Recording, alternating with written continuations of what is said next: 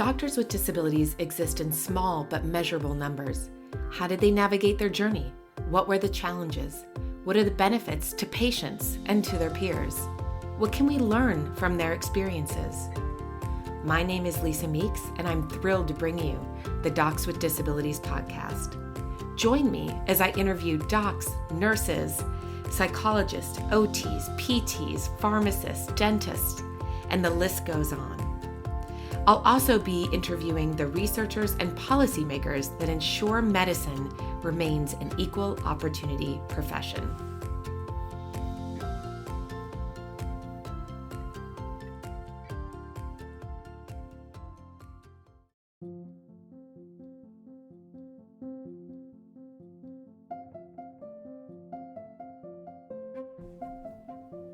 Hello, and welcome back to the Docs with Disabilities podcast.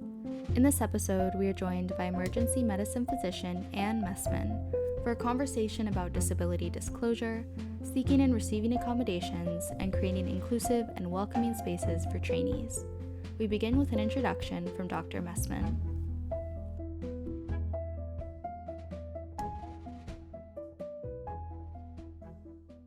My name is Ann Messman. I'm an emergency medicine physician in Detroit, Michigan.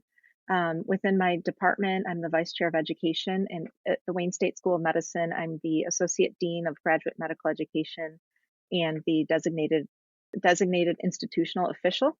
I have MS. I was diagnosed in 1999 when I was 16, and I now do identify as a person with a disability, although that's recent over the past 4 to 5 years. Thank you so much. I'm so excited that you're here, and I have really enjoyed getting to know you over the course of the last year. Thank you for coming on and for being willing to talk about this. So you're an ED physician, and you're going 100 miles an hour all the time. Why don't you tell us how most people come to find out that you have a disability? Sure. So something that I've found interesting is that when I decided I was going to tell everybody that I had MS and that that's why I have this limp that I walk around with, I just sent an email on our listserv that went to all the residents and all of the physicians, faculty, and clinical, and just said, I have MS, that's why I limp. But that was about 3 years ago. So some of those residents have graduated. We have some new faculty. It almost feels like it's something I need to send every couple of years, which feels really uncomfortable. So when there's people, either new residents, faculty, or nursing staff that I haven't worked with very much, patients, of course, they usually just very overtly, I can tell that they're watching me. I can tell that they're looking at me funny, and they'll say, hey, doc, what's wrong with your leg? Why are you walking like that? And I think generally they're expecting that I'm going to say I hurt my knee or I hurt my ankle because I don't, quote unquote, look disabled or look sick, whatever that means. And then I just say I have MS and my right leg is weak. And that's usually how people find out. And there's really varied reactions. Most of the time, people get a very uncomfortable look on their face and say something like, oh, I'm really sorry. Occasionally, if it's an attending, they'll say, do you need to go home? And I said, no, I don't need to go home, but thank you. And I would say 1% of people have a follow-up question, but I think honestly, I think it makes people uncomfortable to hear that answer. So when they see you, this amazing, fierce, woman in medicine who is in charge, you're the DIO, you literally are in charge. They're not readily putting those two things together, right? You can be a highly accomplished physician and leader and also at the same time be a person with a disability. Exactly. So tell us about your disability journey. You said you were diagnosed at 16. How did that impact or not impact your perception of what you could do? It was interesting. I actually, I was a junior in high school. It was March of my junior year.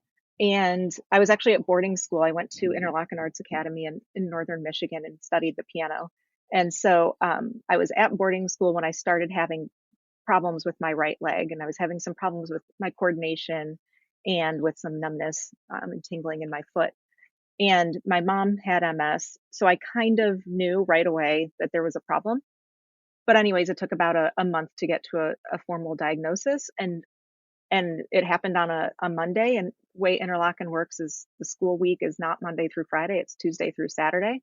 So I was home on Monday in Metro Detroit, got the diagnosis, and then maybe 2 hours later got in my car and drove right back up to Interlochen and just kind of carried on with life. I'm not suggesting that that's a healthy way to deal with a brand new diagnosis of a chronic illness, but it was just kind of like, okay, I have this diagnosis and I'm really young and I have plans. So I just kind of put it, you can't put it out of your mind completely. It's always kind of there lingering and rearing its ugly head from time to time. But I just kind of put it out of my mind and said, well, I want to go to medical school. Even at that age, I knew I wanted to go to medical school, and I just going to keep doing all of the things that I want to do and just forge ahead until my body makes it such that I can't forge ahead anymore. So I don't know if that's healthy or stubborn or how that would be interpreted, but that was my attitude. When you're 16, you have this feeling that you're sort of invincible and nothing's going to stop you, and that's just kind of how I felt about it, despite the role model of my mother, who was also a physician and was in a wheelchair. And did your mom practice medicine all throughout your life as a wheelchair user? What was her specialty? Tell us more about that. So she was diagnosed with MS when she was a resident. She was an OBGYN resident at Northwestern in Chicago in the 1970s. Bear in mind that multiple sclerosis had no treatment options of any value until the mid 1990s. So she had nothing. She had no treatment options available to her. She did practice. She was a chief resident. She graduated. She got a faculty position, actually at Wayne State, where I am now. She hated it and wanted to work more in the suburbs. And so she opened up a private practice and she practiced solo, I don't know, maybe a decade. I was born in 1982, and by then she was starting to give up her surgical practice because she developed a tremor. She cut out surgeries, and then she went from 5 days a week to 3, and then she went from 3 full days to 3 half days, and it just kind of went down. But what I'm told by my father is that at the end of her practice, those last year or two, he would take her into the office through the back door, and she would sit on a stool, a rolling stool, and just roll around from room to room. And you can do pelvic exams that way and talk to patients. But she formally stopped practicing in '89. So my memory, I was so little then, is that I don't remember her ever practicing medicine, but I do remember her talking about it and how much she loved practicing and loved being with patients. And I got a lot of feedback growing up because she delivered a lot of my friends, because she worked in the community. And so I got a lot of feedback from parents and school teachers of mine that were her patients, that she was an excellent physician. Wow. So you have this shared diagnosis, this shared chronic health disability. I wonder if somewhere in the back of your mind, you also thought, okay, my mother did this. I can still go to medical school. I can still practice medicine. I still have many years left. Yeah, I did. And, I also had a huge advantage that there were medications available to help slow the progression of the disease. So I was at a far greater advantage than she was. But I did also think probably surgery is not the best choice. If I develop a tremor like she did, that would be career ending. Surgery would have been crossed off the list at some point in time anyways, because I didn't love the hours. I'm not tough enough to do those sort of hours and years of training. Because of her disability, I did think that any sort of surgical specialty was not going to be a good idea for me. But you're not in a non-procedural specialty. I mean, I'm sitting here thinking, okay, I understand that. I think that's a smart move. But in emergency medicine, you have to be ready to do a number of different things at any given time. That is true. And it shows the fact that I didn't think this through completely. I didn't make rules. I did not make rules that I adhered to strictly. And I probably, to be perfectly honest, at that age and even in college, I didn't quite understand what was required of every specialty. Mm-hmm. So you are absolutely right. Emergency medicine does have a lot of procedures.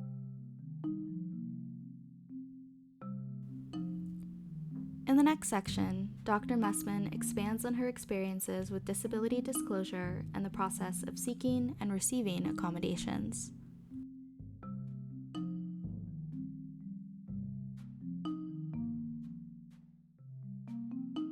About a month or so after I was diagnosed, I had my first flare and I had to come home and get steroids. I was home for a week.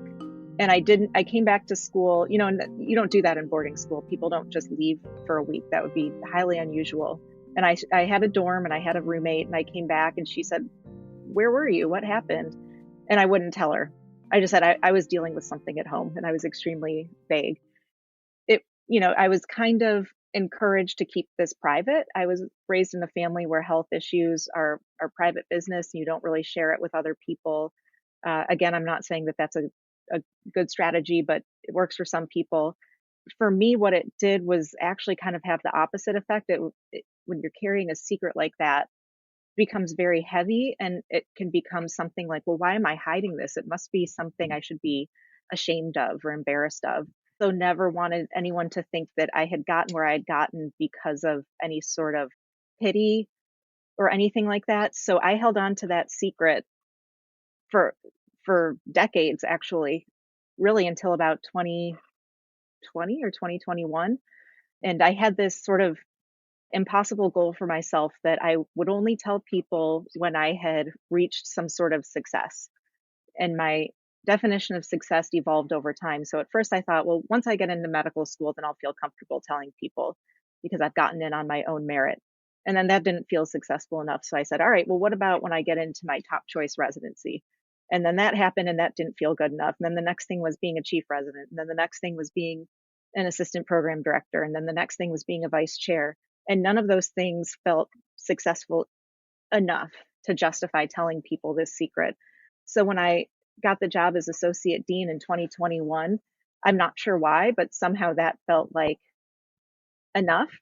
And I was also very sick of lying to people and telling them that my limp was from a knee problem, from a old sports injury. I mean, I had a pretty elaborate tale as to why I was limping, but that finally felt like enough. And it just felt like the right time. And I felt confident enough to tell everybody. So I can't remember if it was 2020 or 2021, but a very fresh sort of me coming out and saying that I have a disability.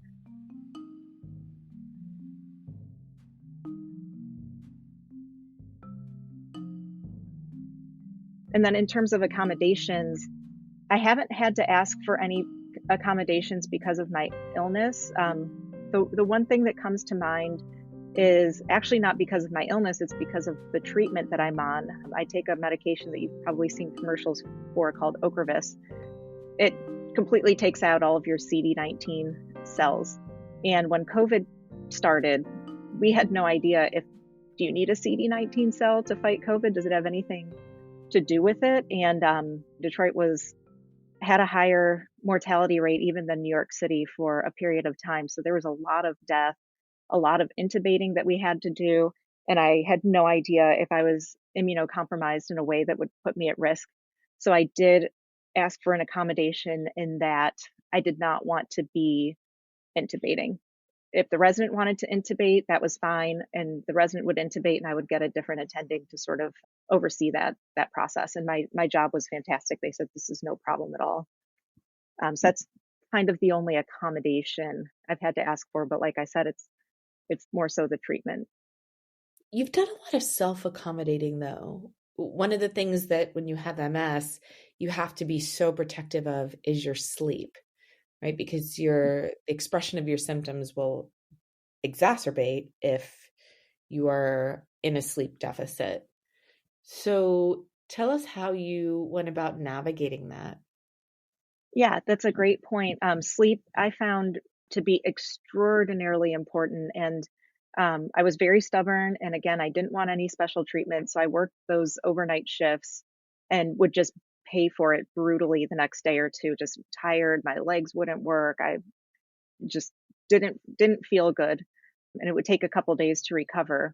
It wasn't that bad when I was a resident, thank goodness. But just as the disease has gotten worse, and I guess maybe I've gotten older, I just wasn't able to handle it as well. So I did ask my job.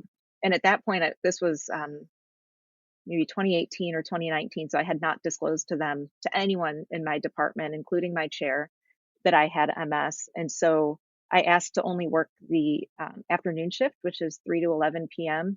exclusively. And everyone's least favorite shift. So they said, sure, yeah, you can only work 3 to 11, no questions asked. And, they didn't realize that that was an accommodation. And I was not at a place where I would have said this is an accommodation.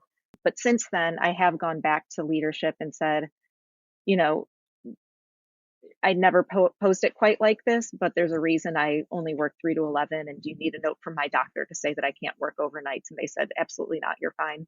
So they've been fantastic about granting that request even before it was an accommodation. And now that it is, making sure that it's honored. Going through your training, so medical school, residency, did you ever have a peer that had a disability that you knew of? That's a great question. Honestly, the only person that comes to mind is someone that wore hearing aids. I mean, that's about as visibly disabled that I can remember. In medical school, there were some people that had testing accommodations, but in terms of anything physical that would affect, like the ability to go on rounds for 4 hours at a time or stand up in the operating room for 6 hours, I did not see anyone like that, which made me feel isolated, I guess is the best word. I don't know if you know this. I met a woman named Nicole Taylor when I was doing the AAMC Lived Experience Project. So that would have been 2016, 17. She had such a profound impact on me. And to this day, we are good friends and have been partners in research. She is a woman with MS and recently retired. She's had a really productive career, was diagnosed in training. And her experience and her story it just stuck with me. So when we started the podcast, she was the first person that I interviewed. And at the time, she was working not as an anesthesiologist, for which she had been trained, but she was doing the dean's role, the student affairs dean. And she talked about how she was able to parlay her career from a clinical career where she could no longer being able to respond quickly and being able to intubate. She did not feel comfortable. And it came after a particularly difficult flare. But she talked about how she transitioned her career. And, it was just a really interesting conversation. And I remember going back to her and saying, I really want for you to be the first person that I interview. And to this day, so we're talking, oh my gosh, 3 to 4 years later, I still get emails about her recording. The number of people who have MS in medicine and who are terrified, it's pretty high, actually. And if you look at the numbers, chronic health, which is what MS would fall under, is, I believe at this point, the third largest group of people that disclose disabilities. And for many of them, it is an autoimmune type of disability. So either lupus or RA, and many have MS. Her story resonated, as I believe your story will resonate with a lot of people. Did the listening to the podcast or listening to the stories of others and seeing the landscape change where people were disclosing, did that have any influence on your feelings of safety and the decision to go ahead and share? I think it would have if I were smart enough to have known about these resources at the time. I kind of did it backwards where I disclosed and then started to look for resources. Yeah, sort of the wrong order to do things in. It would have been much more helpful to have been able to listen to this podcast, the resources on the website, etc. My decision to disclose was more prompted by honestly support of my husband. He'd been encouraging me in a very non-judgmental, non-confrontational way to disclose, and that he was kind of one of the big drivers in me disclosing the disability. And it was also such a relief to just finally tell people. But what I hope is that there's a lot smarter people out there that are listening to this podcast and looking at the resources and learning and then becoming comfortable with disclosing their disabilities. Because now that I'm on the other side of it, it's, I was terrified of it and there was really nothing to be worried about. People have been great as far as I can tell. I'm so glad you had a good experience. Do you think that if your route had been different, if you had struggled with some of the physicality of emergency medicine, if you had had difficulty with a particular type of procedure, or if you had had to start to use a mobility device, that your experience of disclosure would have been different? Because right now you are working full shifts, you're not really struggling to Yeah. get through your job duties. Yeah. And it's good. Part of the reason that besides my love of medical education, it's just been a smart move for me to not be a full-time clinician, working 16 or 17 plus shifts a month is brutal, and I only work 6 to 7. So that's another accommodation, I suppose, that I've been able to take advantage of with my other positions. If I were doing 16 or 17, I don't think honestly I'd be able to do it. But you bring up a great point that I'm incredibly lucky that I didn't have to deal with really bad mobility issues or any issues that would preclude me from, I don't know, putting in a central line, let's say, or intubating or something like that. I think had that been a problem, particularly if I was still in training, that would be just terrifying. And my heart goes out to anybody that's listening that is dealing with something like that. And I hope that they're in a program that's supportive and will help them work through that. Can't even begin to imagine what that would be like. I feel very fortunate. I have not yet had to deal with that, and will never be a trainee having to deal with that. So I 100% understand why people would be very hesitant to ask for help in those situations.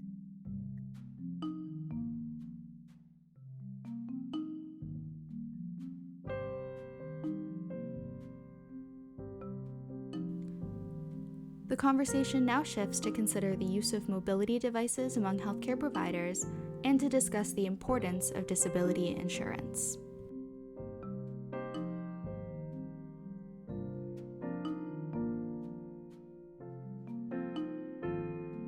But at some point, you may be a person that's using a mobility device. And I would argue that that would not preclude you from doing your clinical duties, that in fact, there are several emergency room physicians that are also wheelchair users or that use things like scooters. I'm just curious if you've ever thought about what would change if you decided you needed to utilize a mobility device and how friendly the environment would be to that need. Oh gosh, yeah. I mean, I think about it every day, and I think about it while I'm working my shifts. And it's certainly a strong possibility that, I'll have to use some sort of device, probably in the not too distant future. One thing I hope the listeners know is to have very good disability insurance. So my thought is that I'm protected with disability insurance if I choose to not, that doesn't work for me for some reason, to use an assistive device in our crowded Detroit emergency departments. But I honestly I don't know. I think I would have to be faced with it and see what it feels like and see if I feel really honestly safe, because the Detroit ERs can be quite unruly. They're crowded. I just don't know how safe I would feel walking around there with a cane. Or maybe it would be fine. I have no idea. But I would really just have to go with my gut once that happens. But it's nice to be able to have that decision making ability, because I know I have very good disability insurance that would cover me if I decide I can't or don't want to practice clinically anymore. I am so glad you brought up disability insurance. I believe that medical schools should pay the very small fee for disability insurance for their students, because when you're a student and $100 is a lot of money to you, if disability insurance is $25, you may actually opt out. But even for my medical students, the ones that have had disability insurance when they've had to go into an inpatient setting, it mitigated the impact of the situation. Same for individuals with physical disabilities, both in medical school and in residency training, and then of course into practice. So I'm glad you brought that up, because I'm a huge proponent of disability insurance. I carry it, and I carry the max. And I think everyone should. I think that, you spend so much money on a medical education and so much time that I would hate for someone to get in a situation where they really need to take time to themselves and they're not able to do that.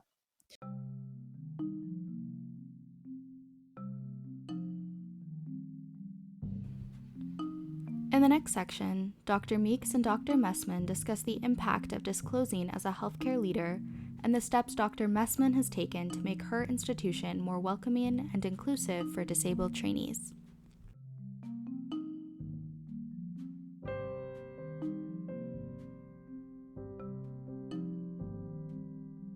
You know, one of the things that is so amazing about interviewing you in particular is that not only are you a person with a disability who has a fairly invisible disability or non-apparent disability, but you are also in a leadership position. So you are in a position to affect change throughout your institution. I would argue that just the mere fact of you disclosing affects change, right?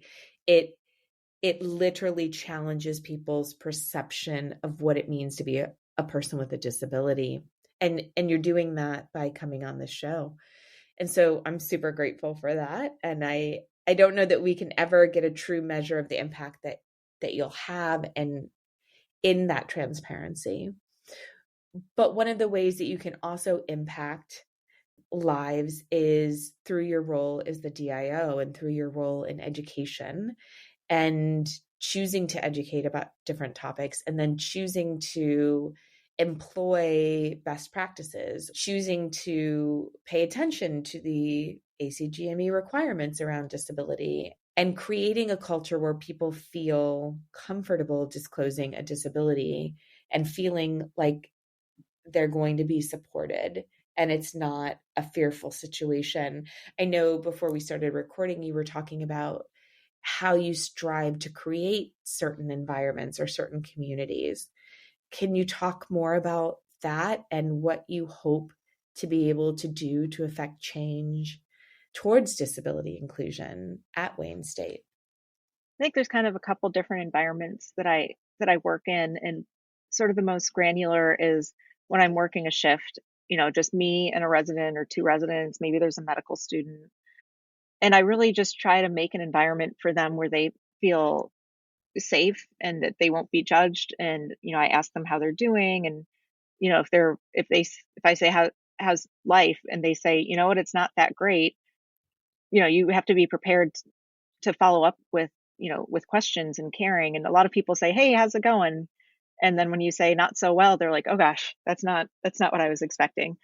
And they can get kind of shy away from dealing with it. But I like to jump right in, and if they're comfortable talking with me, just letting them tell me what's wrong. I'm a huge proponent of mental health, and I am very honest with the residents that I see a therapist, and I think that that's a great thing. And there's no shame. It's it's like going to the gym. It's just keeping a different part of yourself healthy.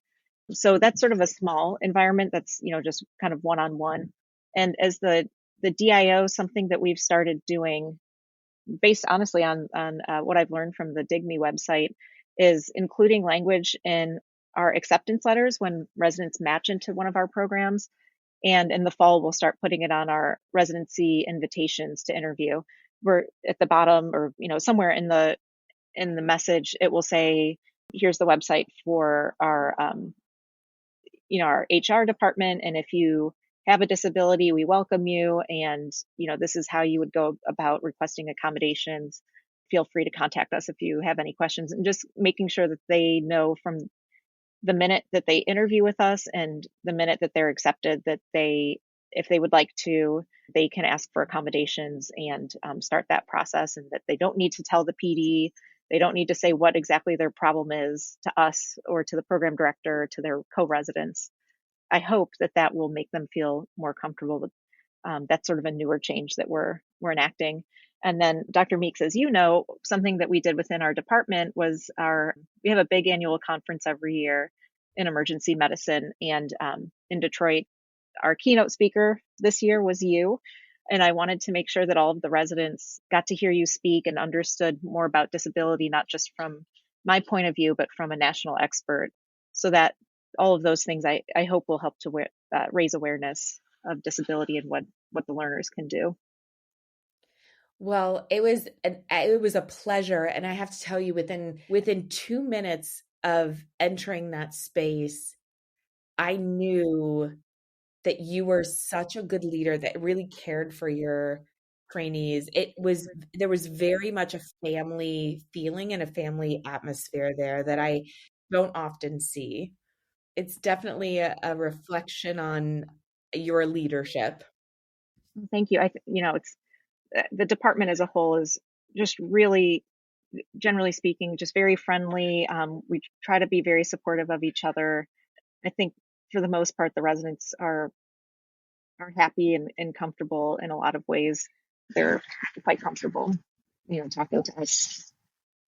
Thank you for bringing up the website and DIGME. And for those that don't know what DIGME is, it stands for Disability in Graduate Medical Education. And it's a working group of people from across the United States that are all stakeholders in the GME space working towards disability inclusion. And it includes a listserv, it includes video tutorials, some one pagers, but just mechanisms to support program directors and programs and running their programs and making sure that they're disability inclusive. We're adding several items, a final CME granting module, and some train the trainer types of activities that will help people deliver information to their programs. So all of that is in the works, and people are welcome to join the listserv.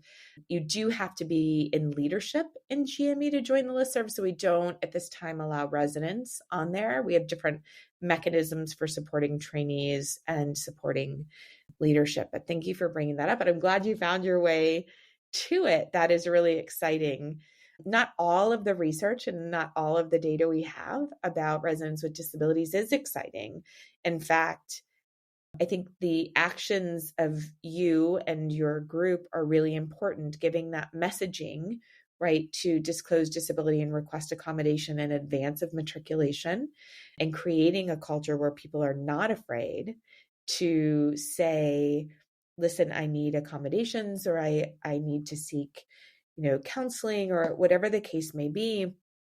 Our most recent article shows that almost 50%, a little over 50% of residents don't disclose their disability to their program. And I think that really speaks to what we were talking about in the beginning, where you were saying you set these goals and the goalpost kept moving back, right? The fear that drives that is very real. And so our trainees are entering situations where they feel very unsure about what's okay and what's not okay. And through your letter of welcome from the match, and through the things that you're having on your website, and the way that you talk about disability and orientation, you're signaling to people that this is a safe environment. And that's really, really, really important.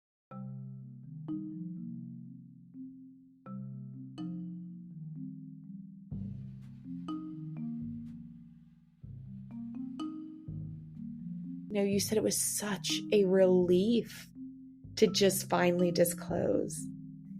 Do you think you felt more empowered after that disclosure? Oh, absolutely. Absolutely. Like I said, I kind of did this email blast. I sent it simultaneously to the 2 residency listservs and our faculty and clinician listserv all at once. And then I also posted on Facebook, which means that it's real, because only real things get posted on Facebook.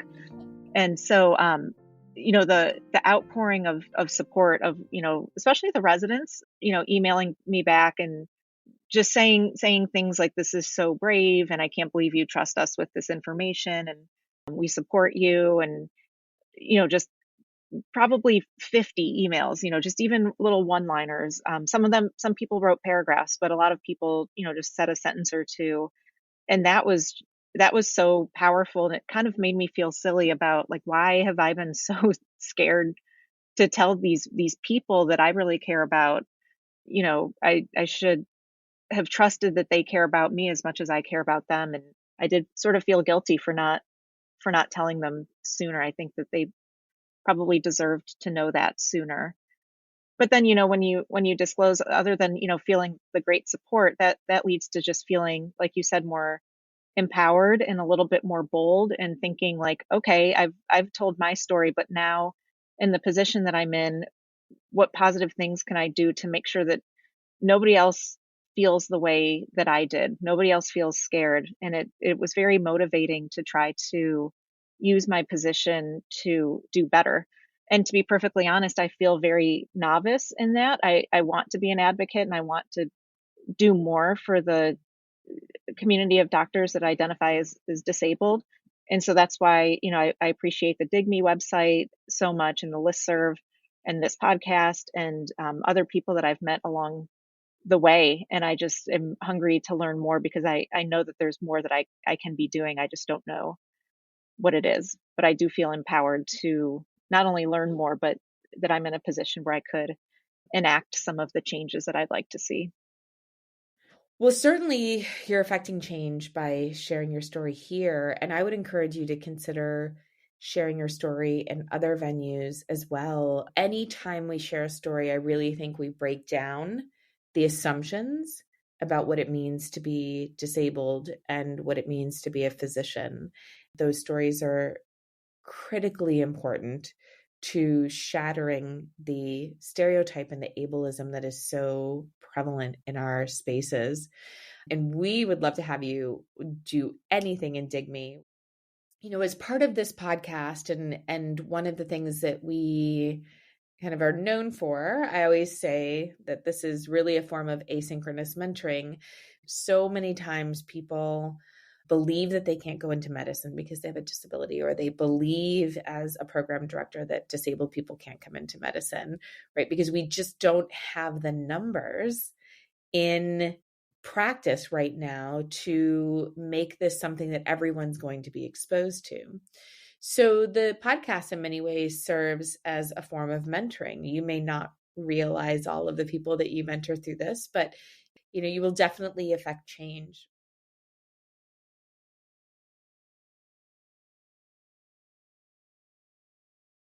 So what we ask you to do is to share advice. I'm going to turn this over to you and ask you to just what advice would you give people that are kind of at any point on the continuum, including up to, hospital leadership? What advice would you give? And in what way can you see us making medical training more disability inclusive? We need to make sure that folks with disabilities feel welcome, and that there's no reason for them to hide their disability, or they don't have to disclose it, but they should feel comfortable if that's the decision they want. And a lot of times when we are talking now about DEI, I hear a lot about gender, sexual orientation, race, ethnicity, and very little about disability. I think people are starting to put it more at the front and center of DEI efforts, but just making sure that whenever a DEI effort is happening at any level, when you're entering medical school, when you're promoted to the next year of medical school, same thing in residency, that at every important juncture that it is emphasized that we welcome people of all types, and that includes people with disabilities. And I think that message just needs to be reinforced over and over.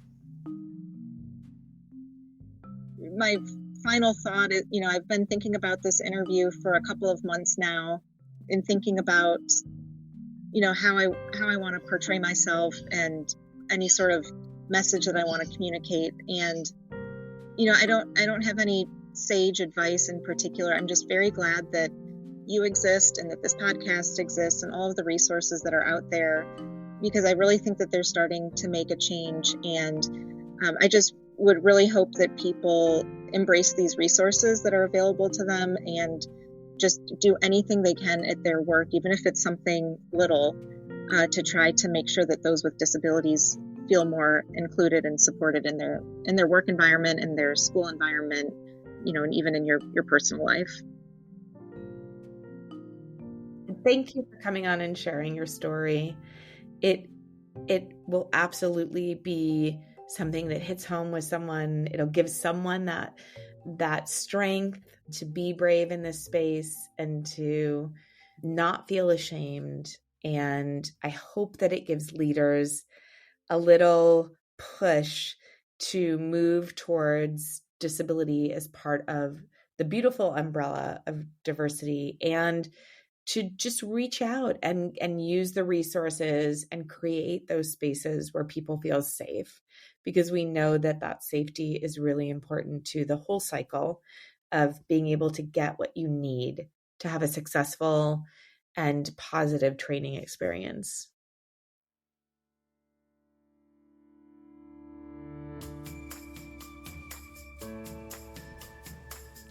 To our guest, Dr. Ann Messman, thank you so much for joining us for this episode. We are so grateful for your generosity and vulnerability in sharing your story with us here, and for the work you do every day as a healthcare leader working to make medicine more inclusive.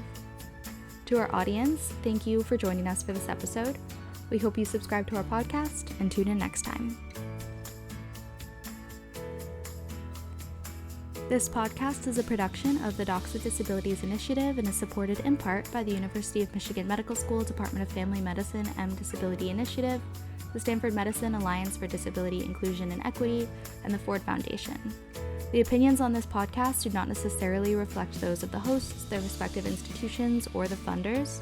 This podcast is released under Creative Commons Attribution Non-Commercial Non-Derivative License. This episode was produced by Lisa Meeks and Sophia Schlossman, with help from our audio editor, Jacob Feeman.